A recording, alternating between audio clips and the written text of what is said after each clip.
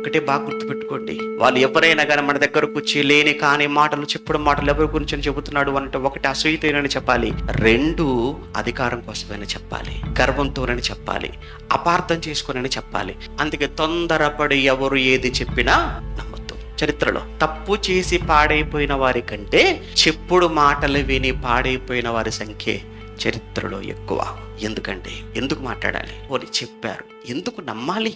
నీ కాపరి పైన, సేవకుడి పైన, లేదా భార్య పైన, భర్త వ్యక్తిత్వం పైన, భార్య వ్యక్తిత్వం పైన నమ్మకం ఉన్నప్పుడు ఎవరైనా ఏదైనా మన దగ్గరకు వచ్చి మాట్లాడుతున్నప్పుడు షటా, నా భార్య గురించి మాట్లాడే అధికారం నీకు లేదురా. నువ్వెవరమ్మా నా భార్య గురించి చెప్పడానికి? నా అత్త గురించి నువ్వెవరమ్మా చెప్పడానికి? నా అత్తడు నాకు తెలియదా? ఒకవేళ ఏదో కోపంతో ఆవిడ అన్నది, మళ్ళీ తర్వాత తిరిగి కలిసిపోతాం. కోడల కోసం ఎవరైనా మాట్లాడుతున్నప్పుడు అంతే మాట్లాడాలి. అత్త కూడా నిజంగా మీకు నమ్మకం ఉన్నప్పుడు, వారి వ్యక్తిత్వం మీద మీకు నమ్మకం ఉన్నప్పుడు ఎవరైనా తప్పుగా మాట్లాడితే ఎందుకంటే మనం సహిస్తాం. ఇంకో విషయం చెప్పమంటారా?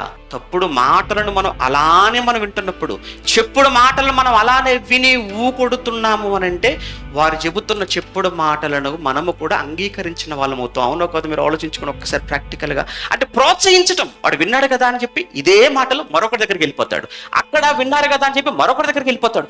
ఇలా మొత్తం సంఘం అంతా, కుటుంబాలని, ఈ సమాజం అంతా కూడా ఏమైపోతుందో ఒక్కసారి మీరు ప్రాక్టికల్ గా ఆలోచించండి.